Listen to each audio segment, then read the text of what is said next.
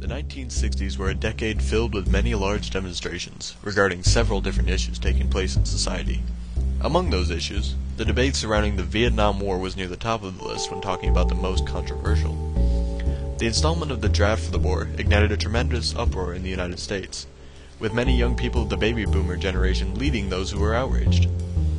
This photo, taken in 1967 by Bernie Boston during a demonstration at the Pentagon, captures a side of the protest tactics in which many younger people of the time took part in.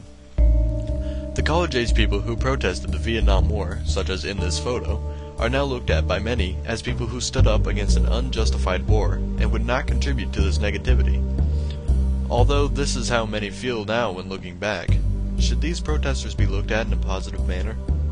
After all, it can be said that many of the protesters were hippies and disloyal to the country in which they lived in. If so, many others in the United States went and fought on the side of their own country in the war. Why do many of these protesters feel like they should be exempt from this? With this photo especially, the image is captured in a way to make the military or police as the villains, and those who perhaps were refusing to fight for their country as the heroes. At the center of the photo is a young man placing a carnation flower into the barrel of the policeman's gun. This young man looks as if he is perhaps trying to boldly show his stance about how the United States should be a more peaceful nation, and that the government should realize this. However, as this was the goal for many anti-Vietnam War protesters, their actions did not always reflect this. Many demonstrations against this war turned out to be very violent, dangerous gatherings resulting in both protesters and police being injured or possibly killed.